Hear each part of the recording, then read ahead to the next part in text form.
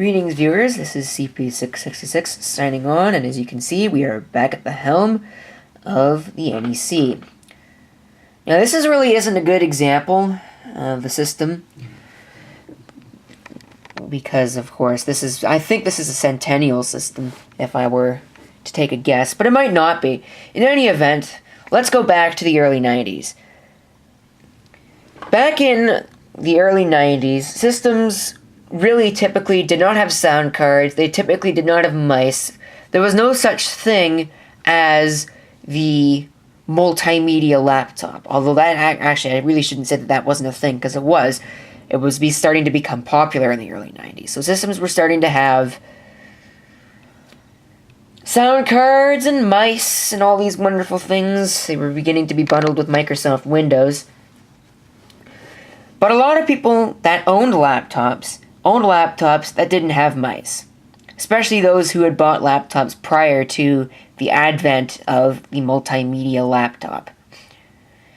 And they didn't want to go out and buy another $1,000 laptop. Actually, they were more than $1,000 if you wanted a multimedia machine back at that point. They didn't want to pay that kind of money. They needed a way to add a mouse to their computer. Because using a typical if you weren't using it in a portable setting, you could have just used a typical PS2 mouse, but try using a PS2 ball mouse on any random surface. You can't do it. You need an actual flat surface in order to actually use them. And the optical mice that can track on anything didn't exist yet. At least not in the capacity that they exist now. The optical mice at the time required to have a special mouse pad with a pattern on it that allowed them to track properly. So, users needed a portable mouse. Many manufacturers came up with them. I know IBM, with their PS2s, came out with a convertible mouse. And while I suppose that this particular product actually wasn't meant for that, at least based on what I've read in the setup program, it's probably meant for a desktop use, but it could be used with a laptop. Companies came out with things like this. This is a Logitech, what is this? A TrackMan portable mouse, model number T-CE3-6MD. This is a trackball, portable trackball. I suppose that you probably could have had some clips along with it, or it would have had some clips along with it. I didn't get this. This is a trash find. That it would allow you to clip it to the side of a mouse or a laptop or whatever, and allow you to use it that way. I suppose you would probably attach it to the side of the keyboard if it's being used in a desktop environment. But you can see that you can route the cable out either end, and that would depend on which way you're actually using it. If you're using it like this, you probably would want to route it out the other end, but if you're using it like this, you would want to route it out of here. If you're holding it, it wouldn't really matter. You can see there are 3 buttons. There's this top button here, this button, and this button. The way these buttons work is kind of weird. I'll show you when we go ahead and power the system on. It's just a typical trackball. This actually is an excellent shape, which is why I really cared to grab it. I can take out the ball here. There's no real wear marks on it. Yeah, there's no dirt in there. There's none of that. There's the metal bearing that's down there in the middle. Everything just works. The ball is clean. This really probably was not really used that much, if I had to guess. Maybe used for about a month at most, and then shelved. And eventually left for dead in a trash bin. So let's go ahead and plug it in and try it out. Actually, I do know if it works because I've tested it, but this is actually the second time I've recorded this. The first time it didn't come out the way I wanted it to. So let's go ahead and plug it in, open up the door. Not sure if you can see what I'm doing or not, but, well, hey. Let's see, plug this in the right way.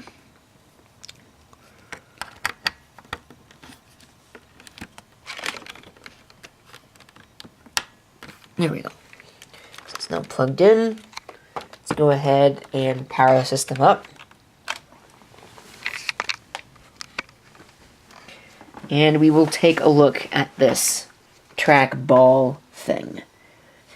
It's a really ingenious design. There were a lot of these back around in the time when these were actually a popular thing. You can still buy them to this very day. I believe Logitech still sells various models of optical-ish mice, but most of them are desktop. And they're not like this at all. Definitely changed. So you can see it does definitely work. You can move the mouse around the screen. The way the buttons are set up, this is the right click, right here. This is the middle mouse button, which can actually be set up to do whatever you want.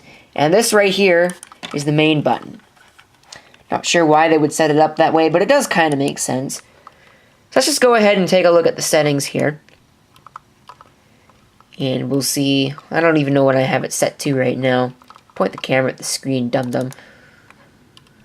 Alright, I have it set to double click. So I'll just leave it like that. So normally, the way the double click works, normally what you would do when you want to open up something is you would double click with the left mouse button. Like that. And in Windows 3.1, not so much in Windows 95, although it still works in Windows 95, if you click on the little system icon once, you get a little pop-up. But if you double click it, the window closes. But with this, the way this is set up now, the double click, you click the middle mouse button, and that simulates a double click.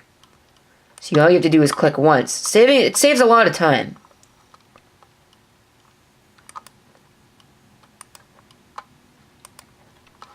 And if you want to close it in the Windows 3.1, the Windows 3.1 way of doing things, click once and it's gone.